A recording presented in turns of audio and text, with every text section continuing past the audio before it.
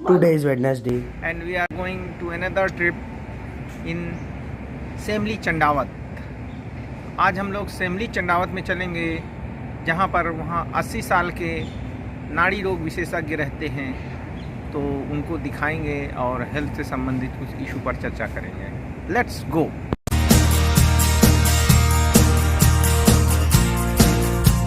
तो साथियों, हम लोग आ चुके हैं निपनियाबाद, जहाँ सुरेंद्र जी शास्त्री एक नाड़ी रोग विशेषज्ञ हैं। आइए उनसे मिलते हैं। साथियों, हम लोग हैं चंडावत जी के आश्रम में। आइए स्वामी जी से कुछ वार्तालाप करते हैं। शुगर में तो हम प्रकृति से यदि जुड़ जाए तो शुगर आसानी से कंट्रोल हो सकती है। जैसे बिलपत्र है, जी जी, हम यदि बिलपत्र का सेवन रेगुलर करते रहे तो उससे भी शुगर कंट्रोल होती है। या फिर नागरमोथा, जो घास के नीचे जो एक काली गांठ रहती है, उसका सेवन करने से भी बहुत बार शुगर कंट्रोल हो जाती है। रही बात शुगर होती क्यों है, यदि हमारा खान पान जो नैसर्गिक खान पान है, जो औषधि से जो उत्पादित जो धान्य है, जैसे यूरिया हो गया, पोटैश वगैरह डाला जाता है, तो ये औषधि युक्त भोजन के आहार के साथ हम यदि प्राकृतिक चीज़ों का भी सेवन करें, जैसे कबीट है, कबीट में यूरिया नहीं डाला जाता, बिल्लफल में यूरिया नहीं डाला जाता, आंवले में यूरिया नहीं डाला जाता, तो ऐसी चीज़ों का हम अपने भोजन में यदि सम्मिलित करें ऐसी चीज़ों को, तो उससे भी शुगर कंट्रोल होती है। यानी संक्षिप्त रूप में कहे तो आदमी को जब तक हम प्रकृति से नहीं जुड़ेंगे, प्रत्येक व्यक्ति प्रकृति से नहीं जुड़ेगा, तब तक शरीर की व्याधियाँ नष्ट होना असंभव है। स्वामी जी, आप बेसिकली नाड़ी चिकित्सक नाड़ी देखते हैं, तो ये नाड़ी जो चिकित्सा है वो किस सिद्धांत पर काम करती है और कैसे इसके बारे में जानकारी होती है? ये एक आध्यात्मिक विषय है जी। लेकिन वह तो वात पित्त कफ को हम ध्यान में रखते हुए ही नाड़ी का शोधन करते हैं, या नाड़ी के लक्षण देखे जाते हैं।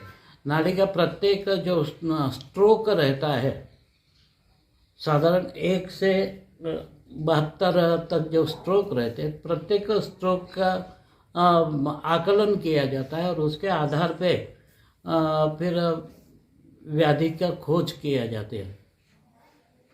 तो आप स्वामी जी यहाँ कैसे आए? मतलब ये नीमच जिले में है ये स्थान, हाँ, कैसे यहाँ कैसे? अपनी थोड़ी आध्यात्मिक यात्रा के बारे में बताइए थोड़ी। मूलतया मैं तो रहने वाला महाराष्ट्र का हूँ, नासिक में पढ़ा हूँ गुरुकुल में। और कुछ ऐसे कुछ दैविक शक्तियाँ, जिसे बहुत ज़्यादा विश्लेषण तो नहीं करूँगा, लेकिन कुछ स्वप्न मुझे आते थे कि कहीं माता जी की मूर्ति अंदर गड़ी भी है और उस मूर्ति को मुझे निकालना है जी। लेकिन वो मूर्ति कहाँ है इसके बारे में पता नहीं था। तो घूमते घूमते घूमते घूमते फिर इधर आ गया, नारायणगढ़ करके यहाँ एक गांव है, वहाँ पर रहने लग गया। वहाँ पर भी 1-2 बार ये संकेत मिले, तो फिर मैं वहाँ से इधर आया। इधर कुछ लोगों ने निमंत्रण दिया कि तुम यहाँ आओ। जब मैं वहाँ से यहाँ आया तब मुझे पता चला कि यहाँ पर कुछ ऐसे अलौकिक दिव्य मूर्तियाँ है जो ज़मीन के अंदर गड़ी है। फिर वो खुदाई करके मूर्तियाँ वगैरह निकाली। वो मूर्तियाँ आज भी यहाँ परिसर में है जी। और उसके बाद फिर एक जीवन में स्थिरता आई। आज 25 साल हो गए यहाँ रहते रहते। अच्छा। और ये सब दानदाता की वजह से यह आश्रम वगैरह पुष्पित पल्लवित हुआ है। जी। तो स्वस्थ जीवन के लिए आपका क्या संदेश है? प्रसन्न रहो, प्रसन्नता ही सबके। आजकल एक शब्द बड़ा प्रचलित हो रहा है कि हमको टेंशन है। एक 8वीं 7वीं 8वीं का विद्यार्थी भी ये बोलता है कि बहुत टेंशन है, बहुत पढ़ाई करनी पड़ती। पढ़ाई तो उस ज़माने में भी होती थी, आज पहली बार नहीं हो रही है। परंतु ये जो टेंशन नाम का शब्द अपने डिक्शनरी में आया प्रत्येक व्यक्ति के, उसके बाद एक अजीब सा बोझ लेके जीवन जी रहे हैं। उस बोझ को यदि हमको हटाना है तो हमारे जीवन से टेंशन नाम का शब्द हटाना पड़ेगा। नहीं तो टेंशन हटेगा कैसे? ये तो हमारे कल्पना शक्ति के विकास से ही हटेगा। हम यदि कहें कि मुझे ये कार्य का एक विशेष कार्य करना है, अब उस कार्य का चिंतन करना ठीक है, लेकिन उस कार्य का टेंशन लेना जी जी ये गलत है। तो उसका शरीर पे भी प्रभाव आता है और कार्य सुचारू रूप से होगा इसकी कोई गारंटी नहीं रहती है। जी। इसलिए टेंशन मुक्त जीवन जियो, चिंतन करो, मनन करो, प्रत्येक कार्य का विश्लेषण करो जी ये, लेकिन वो आनंद की अनुभूति लेके करो तो उसका प्रभाव बहुत अच्छा आता है, कार्य भी अच्छा होता है और स्वस्थ और सुंदर जीवन जीने का वो एक सुंदर मार्ग है। तो साथियों, ये है धन्वंतरी पीठम। देखिए,